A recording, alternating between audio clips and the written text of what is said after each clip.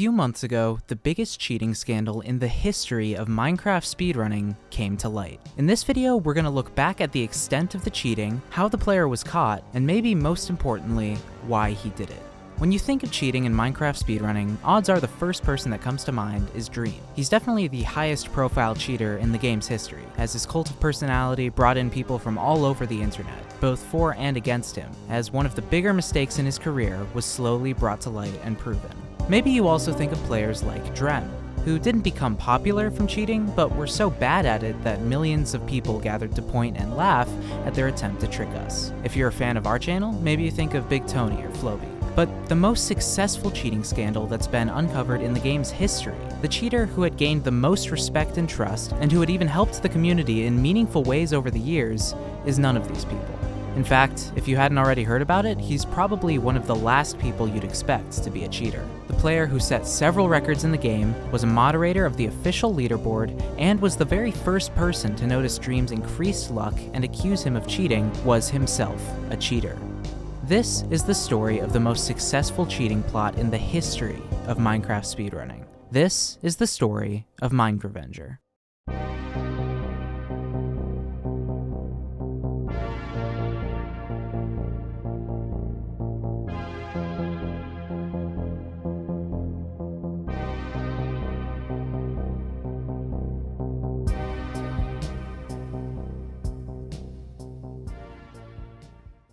But before we get into all that, let me tell you about the sponsor of today's video, World of Tanks. I don't know about you, but I often sit in my room wondering what's missing from my life. And quite often, the answer is tanks. In World of Tanks, there are over 600 different types of tanks, including destroyers, artillery, light, medium, and heavy tanks, so there's always a new way to play. You can also upgrade and modify your tank by earning experience, so you'll have the power to fight any challenge that comes your way. Once your tank is ready, there's no shortage of places to drive it. With over 40 arenas, you can roll through open fields and deserts, climb steep hills, sneak through forests, and play in urban and industrial zones as well. The historical inspiration means the game has authentic tank models and vehicle characteristics that make you feel like you're really inside a tank. And the best part? The game is totally free to play. So if you ever feel like blowing something up, and let's be honest, we all do, go join over 100 million other PC gamers and download World of Tanks using the first link in the description. Once you're registering, you can even use promo code TANKMANIA to get a free 7-day premium account, 250,000 credits, the premium tank Excelsior, and 3 rental tanks for 10 battles each. That's code TANKMANIA through the link in the description to get all these benefits and start tanking through the competition today. Thanks again to World of Tanks for sponsoring us, and now let's get into the video. We're gonna break down the specifics of the cheating of Minecravenger, or Eric as we're gonna call him for the rest of the video, but I'm also interested in the why of it. Why do cheaters cheat? For attention, for accolades, for money, or are they just trying to create a feeling of accomplishment and self-worth, however shallow it might be? Whatever the reason happens to be, cheaters have existed in almost every competitive setting in human history. There's a good chance you've cheated, or tried to, at something in your life. Cheating isn't even always a terrible thing. You never want to be cheated personally, but say someone who needs to feed their family profits off of a casino that's raking in cash all night. Is that such a bad thing? Of course, when it comes to Minecraft speedrunning, cheating doesn't benefit anyone except the cheater. Because of its popularity, Minecraft has dealt with more than its fair share of cheaters over the years, and in that time we've learned a lot about who cheaters are. The stereotypical image of a cheater is someone who sort of comes out of nowhere, shoots up the leaderboard, and gets a world record way faster than you would expect a new player to. But the most successful cheaters that we know of have come in a different form. Players who have played the game genuinely for a while, gained trust and respect in the community, and even have trust and respect of their own for others in the community, but decide that the prospect of a world record is just too much to pass up. Floby was one of these players, repeatedly getting top times, presumably building towards a world record, before his house of cards came crashing down. But his faked runs consisted of a few good runs, none of them world records, over the course of a few months. Nothing we've seen to this point even comes close to the magnitude of Eric's cheating. And while these models of cheaters are people who are motivated by the clout and opportunities that come from a world record, the subject of this video is a different case. Let's learn a bit about him. Eric was always an important figure in the Minecraft speedrunning community. He set many world records over the course of 2.5 years, was a member of the leaderboard moderation team for a time, and of course was the one who initially called out Dream on his suspicious luck in speedruns. While he's best known for his world records on set seed runs, where runners play a specific seed that they've practiced and ran before, Eric's first world records came on random seeds that he was playing for the first time, where he set several co-op world records with another player, Nice Twice. Nice Twice is important to this story beyond just these co-op runs, but we'll talk about him later. Soon after he started setting co-op world records, Eric made an important contribution to the speedrunning community, publishing a video tutorial on how to one cycle, which is the fast method speedrunners use to kill the Ender Dragon. This video is how I, and plenty of speedrunners who are actually good at the game, first learned to one cycle. So it's not like this guy was necessarily just in it for personal gain. He also contributed to the community. That's important to remember as we move into the details of this cheater and what exactly he did. As we touched on earlier, something that set Eric apart among speedrunners, cheating aside, was how much experience he had in all facets of the game. By the time he was exposed, he'd had some success in pretty much every major version and category of Minecraft, from the obscure to the popular, even getting world records on duos and trios runs. However, the first domino which would send his speedrun empire toppling fell during a run in perhaps the most classic of categories. Set seed glitchless is where speedrunners take a seed they're already familiar with, one that's optimized to get you to the end as fast as possible, and then attempt it over and over again until they get a time they're satisfied with. It's Minecraft speedrunning in its purest form, with RNG minimalized and raw skill and mechanics being most important. Even random seed runners are known to play set seed from time to time as a way to hone their skills away from the unpredictability of randomly generated worlds. That said, Minecraft is an inherently random game, and even on a set seed, not every variable can be controlled. At least, not legally. In September of 2022, Eric decided to stream some 1.15 set seed runs using the optimal seed at the time, which spawns the player in a taiga village. On this seed, you take obsidian from the village chests to build 2 portals, one to enter the nether and one to exit the nether into the stronghold. Now, despite the fact that the world itself is unchanged every time you play, the chests are in the same locations and so forth, the chest loot can vary, which is where the element of randomness we were talking about comes in. In order to get enough obsidian to build 2 nether portals, there has to be at least 20 blocks total in the blacksmith chests. Obsidian has a 25% chance of generating at all, so there are only going to be about 1.46 obsidian per chest on average.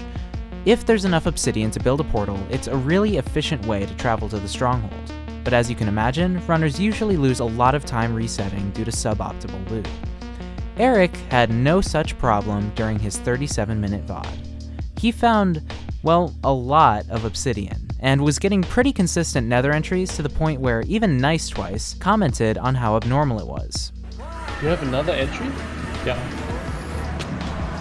Clearly, he was getting very good loot, and reviewing the footage made it clear just how good that loot was. Over the course of the 37 minutes, Eric opened 290 total blacksmith chests and found a whopping 769 obsidian. About 2.65 obsidian per chest compared to the expected 1.46. An increase of about 1 obsidian per chest might not seem too crazy, but over such a large sample size, it's more than just pretty lucky. It's 1 in almost 28 billion lucky. Reasonably, at this point a lot of people started to assume something was up, but as many a YouTube commenter or Twitch chatter will tell you, you can, in fact, get lucky. 117 billion humans have lived over the history of our planet. Obviously, someone was going to come across some godly blacksmith loot sooner or later.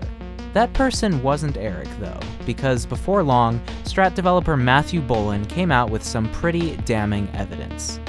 There are over 281 trillion different ways that the items in blacksmith chests can be arranged in Minecraft, and Bolin used software to go through every single one of these combinations.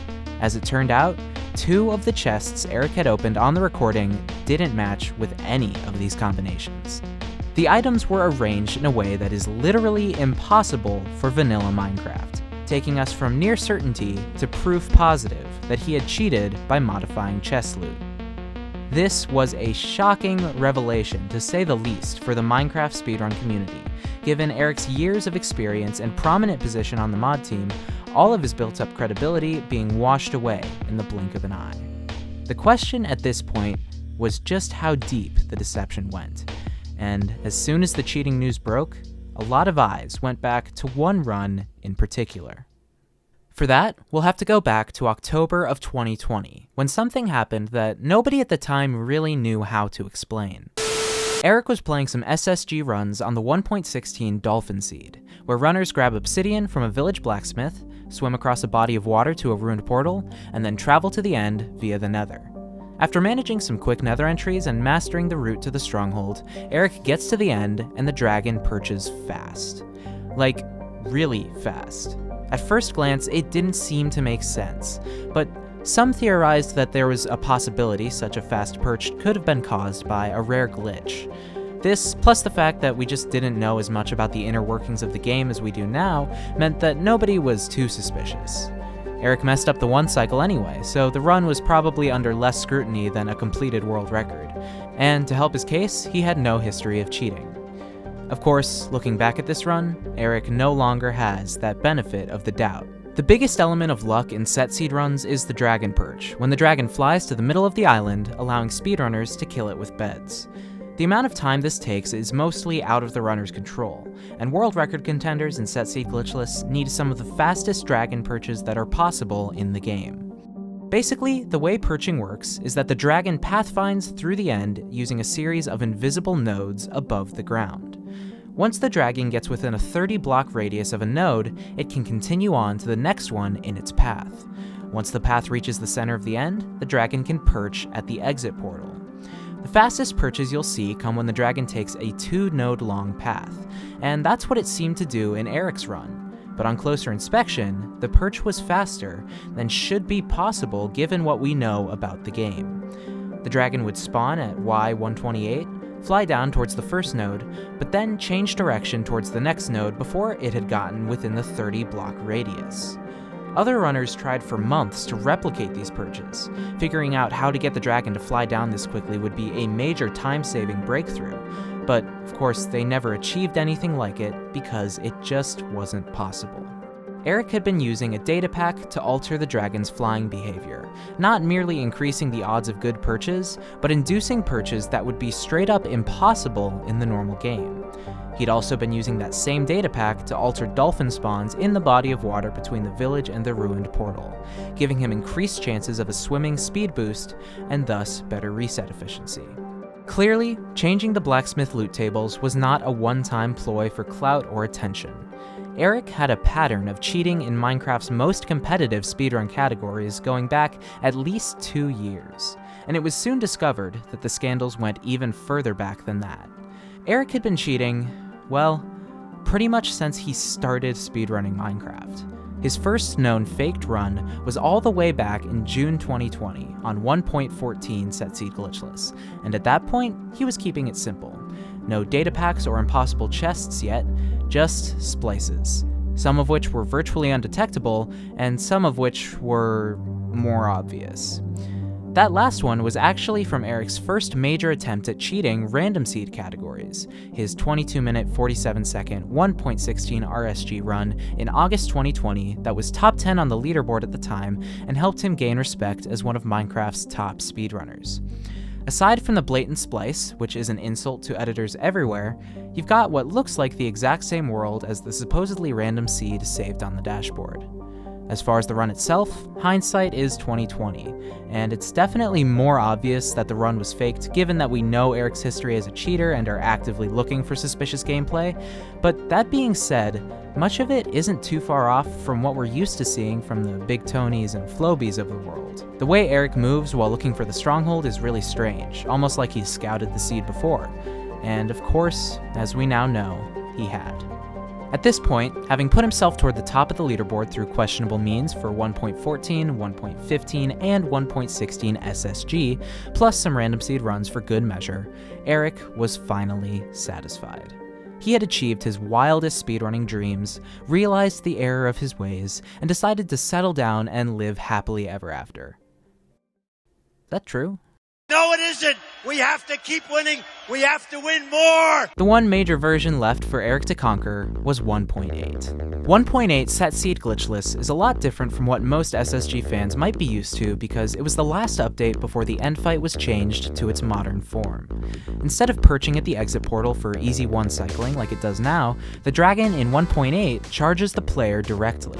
Since the dragon never settles in any one area, 1.8 SSG players have to kill endermen for pearls, pearl up to towers, and then blow up the end crystals as the dragon charges them in order to do damage. Whether the dragon chooses to charge the player or not is a massive RNG factor in any 1.8 run, much like the perch in newer versions. The dragon charging you as you're on the ground collecting ender pearls can kill your run. But if you're at the top of a tower waiting to blow up an end crystal and the dragon isn't coming anywhere near you, that can be a huge time loss. In short, there's a lot that can and will go wrong. But amazingly, over a stream where Eric played out 17 runs, nothing really did. The dragon didn't charge him a single time when he was killing endermen, and then every time he would throw a pearl up to a tower, which happened a full 16 times over the course of the stream, the dragon would continue to where it was going and then choose him as its next target. We talked to speedrunner Eliotex to get a sense of just how unlikely this chain of events was, and according to him, the chance of the dragon charging the player when it chooses a target is very roughly 1 in 4. 4 to the 16th power, that's a 1 in 4 billion chance. Pretty lucky. But we also need to include the times where the dragon nicely decided not to charge him at the times it would have been inconvenient, as he was collecting ender pearls. For the chance of the dragon not charging each time Eric was collecting pearls, Eliotex gave a rough estimate of anywhere from a 1 in 5 to a 1 in 2 chance.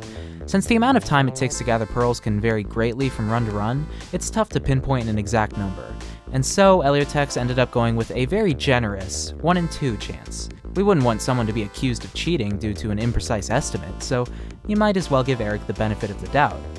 Alright, so you've got a 1 in 4 billion chance of the dragon charging every time Eric pearls to a tower, and then you've got a 50% chance of the dragon not charging when he's collecting pearls, which happened 17 times, and it comes out to a 1 in 562 trillion chance.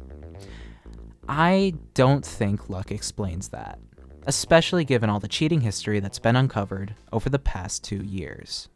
So, while we've far from covered every instance of Eric cheating, we've gotten through a handful of the most notable and damning places where he was caught. And still, I keep coming back to the question of why did he do it? Remember his contributions to the community early on, his tutorials, his leaderboard moderation, him exposing other cheaters? Why would someone who obviously genuinely cared about the game and the community turn his back on the values that are so important to everyone else involved, that seemed so important to him? In the rest of this video, I'm going to try to find an answer to just that question. Let's start with the basics. The most obvious and most common reason that someone would cheat at a Minecraft speedrun is for clout and money.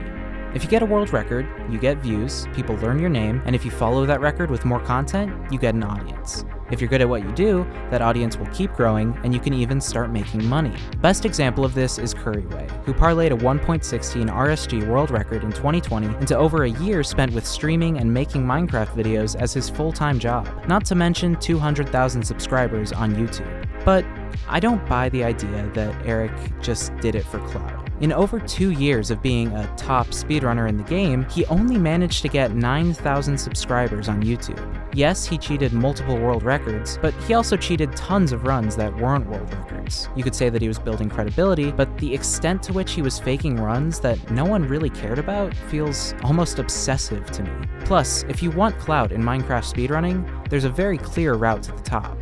1.16 random seed glitchless. It's the most popular category, the most competitive category, and the one that made Minecraft speedrunning as popular as it was at its peak.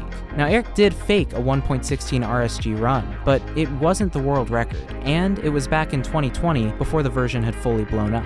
Sure, this category has more scrutiny than the other ones Eric kept coming back to, and you could maybe say he just wasn't confident that he could get away with it, but I don't know.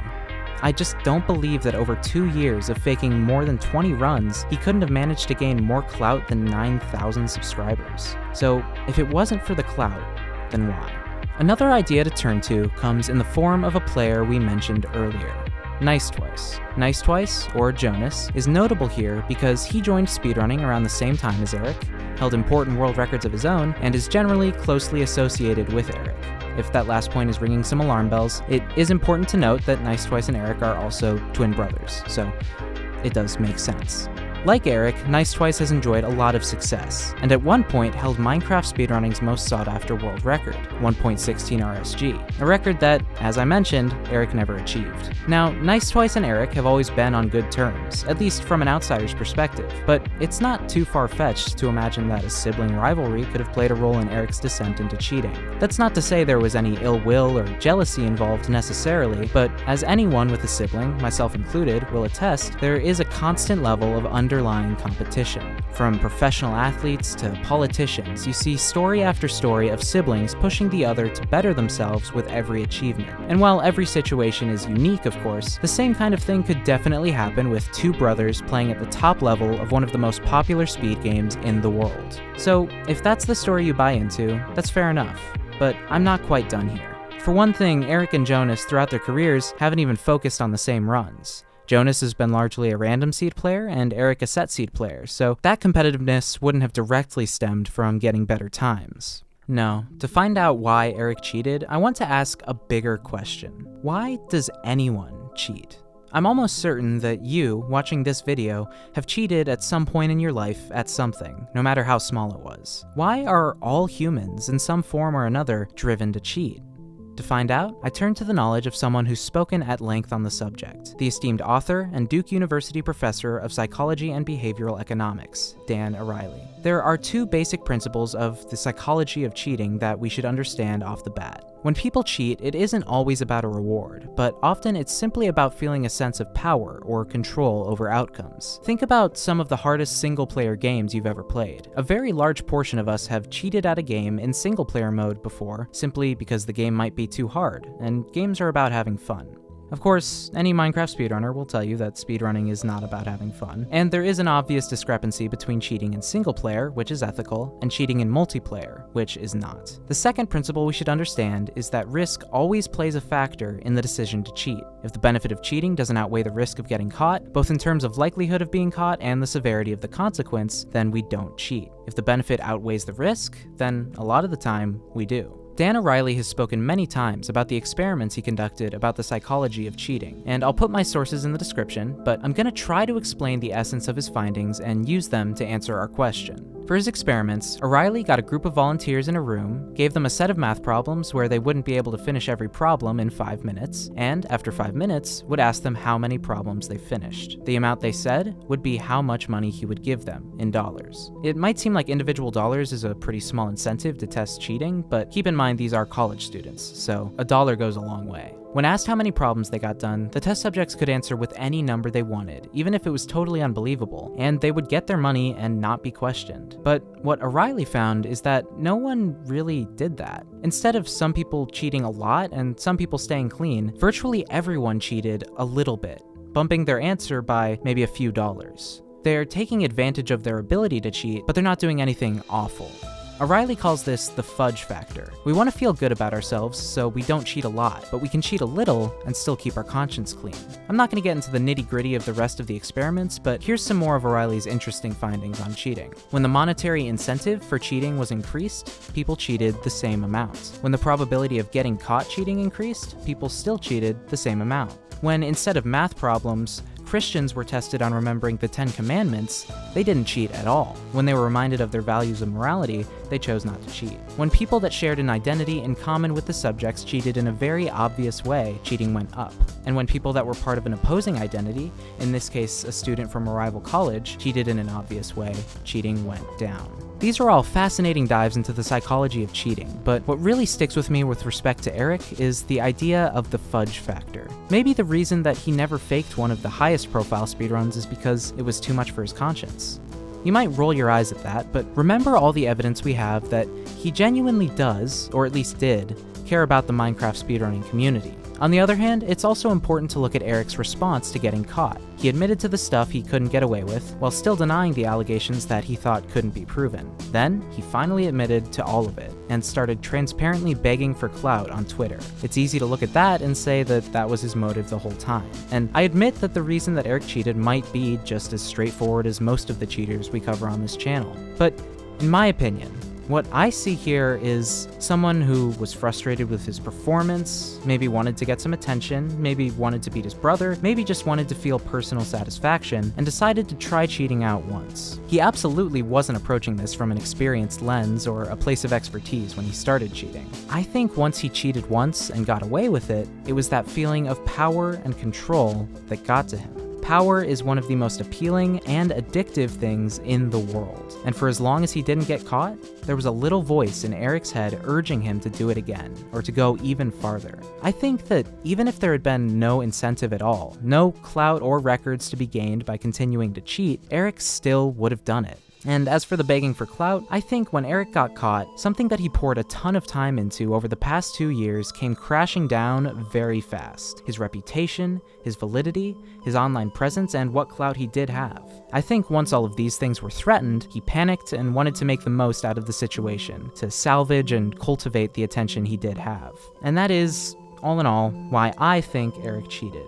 This isn't in any way in his defense. He still cheated, and when it comes to repercussions and judgment, the reason he cheated doesn't matter at all. But who knows? Maybe thinking about this kind of thing can make it easier for us to catch cheaters in the future. Or maybe this was just an excuse for me to go on a tangent about something I find interesting. I also want to hear what you guys think. Do you think Eric cheated purely for clout, or was it more complicated than that? Let me know down in the comment section. Regardless, thank you so much for making it this far in the video. If you want to learn more about the cheated run specifically, check out the videos by Lowest% and Nice Twice that are linked in the description. If you enjoyed this video, liking, leaving a comment, or even recommending it to a friend really helps us out so much. And be sure to check if you're subscribed to see more of our content. Now that the two of us who work on these videos are settled into college, we've got a big year planned. And if there's anything specific you want to see from us in 2023, tell us down in the comments section. Remember to go to the link in the description to download World of Tanks, and use promo code TANKMANIA to get a ton of free benefits. As always, thank you so much for all the support, and I'll see you in the next video.